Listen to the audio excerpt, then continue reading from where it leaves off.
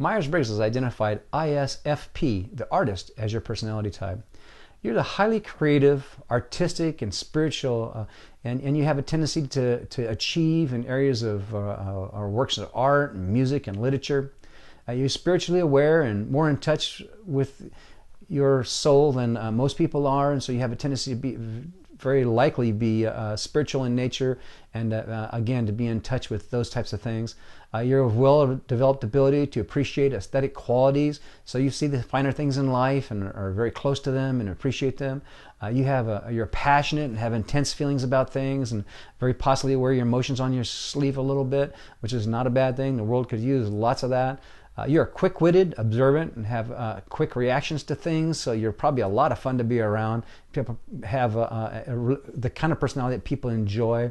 You're a good listener and want to help other people. You want to hear what they have to say, engage in their lives, and help them, and see if you can help them in any way that you can.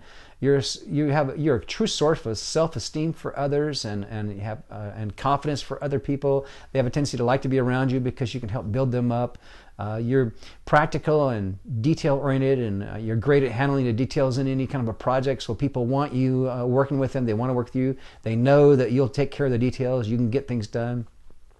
And then you have the ability to enjoy the moment without stressing about things that are coming up in the future or the past, and you have a tendency to be able to do that easily. You have the ability to concentrate and focus, and can do well in school. You're probably a good student, and that probably comes easy to you. You're passionate about nature and a natural sense of beauty, and probably make you a gifted artist and have the ability to be able to move around that world easily. You have awareness and capacity to love. It makes you a outstanding parent or a caregiver to others, and ability to be able to help other people who are less fortunate than you are. And you can be a powerful force for social change. You're the kind of person that can get into an environment where people need help, where there needs to be change, so that the society in general can have a better sense of what's of right and wrong. So let's talk about some of your weaknesses. You may be extremely sensitive to any kind of criticism. Criticism might come across as something that's directed to hurt you, when that's not normally the reality. Normally, criticism comes across because people are genuinely interested. Now, you can tell when somebody's being mean because they come at it with an emotional passion that's just striking at you, as opposed to somebody who criticizes something you did or something you're doing, or something you do on a normal basis because they have a concern about you. You can sense those, so watch and make that distinction. Not everybody that criticizes you is out to hurt you.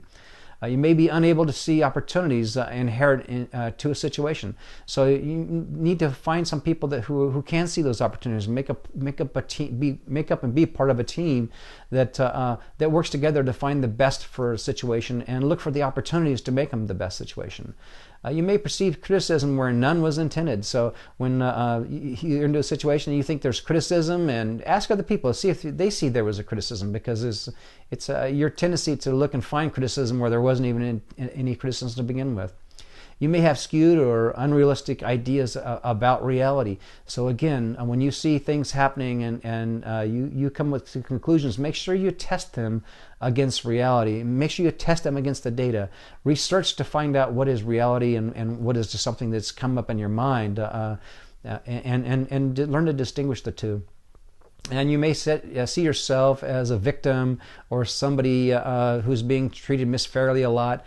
Remember that this tendency is probably a lot more about your thinking patterns than it is about reality. And you may show anger or rash outbursts of bad temper in certain situations. So remember that when you start getting upset, to back off the situation, give it some time, let it rest. It'll come about, and you'll see it for what it really is, especially when you test it against what's actually going on, against the real data.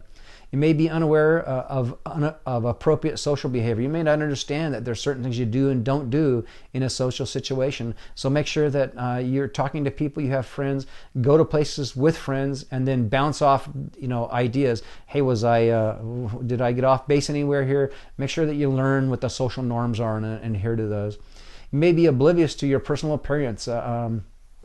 Or to appropriate dress. Again, use friends to help you spot. Are you dressing properly? Are you doing things you should be doing?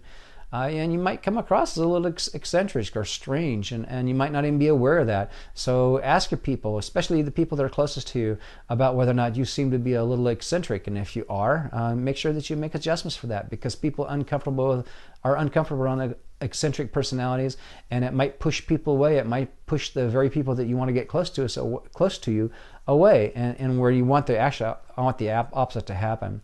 You may value your own opinions above those of others, and remember that it takes more than one person to come to a great conclusion about something. We can all make it from point A to point B on our own, but it'll never be as effective, never be as efficient as if you take everybody's ideas, everybody's values into account. You may be oblivious to other people's needs. You might just look right over the top of other people's needs. When you see those needs, you're really good at helping people meet them, but you may be oblivious to them. So again, use other people to help you through that. You may be overwhelmed when someone expresses disagreement with you. When somebody expresses disagreement, just learn to establish principles that'll help you see whether or not their disagreement is misfounded. You building a good solid value system and a good solid set of principles will help you live through this and help you make your way through your life, and you'll be much more comfortable. And then under stress, you may feel out of control, fearful, and you may dwell on the dark side of things. Just remember that somewhere between the very best thing that could happen in life and the very worst, somewhere in the middle of that is reality. And learn to find that based upon the opinion and information of those you respect and feel comfortable with, and on the objective data, because you'll have a tendency to be very subjective in your perception of the world. Here's some action items.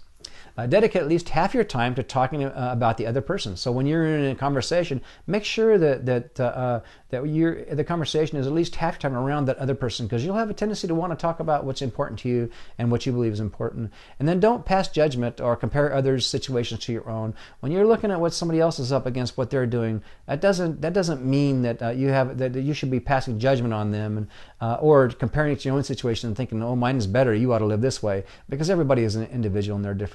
And then try to identify personality types of the people that you meet. It'll help you to correctly judge and to correctly understand what a situation is and what they're all about. And then nourish your spirituality. Read books that can take you on a spiritual journey that'll end you in a place that you should rightfully be headed. And then give yourself opportunities to help the needy or those who are underprivileged. Get involved in organizations. A local community church is a good place to find opportunities to meet people, to grow spiritually, and to nourish these things that you have a natural bent toward. Don't express opinions that are built up inside you until you have a chance to really let them seat and come to fruition correctly. Let everything soak in for a while, then apply judgment. See disagreement and criticism as an opportunity for growth, and not take it personally. And be aware of others. Try to understand their perspectives. Take all this into the mix, and be accountable for yourself. And then if you're having a doubt about whether or not you're coming to the right conclusion, ask questions, especially in a close environment where you have a relationship with other people. Ask questions. Try to get what their take on things. And then treat others with the gentleness that you'd like to be treated with. Assume the best and keep a positive attitude about things. It'll have a tendency to work out better when you're thinking better. So this is your personality, ISFP.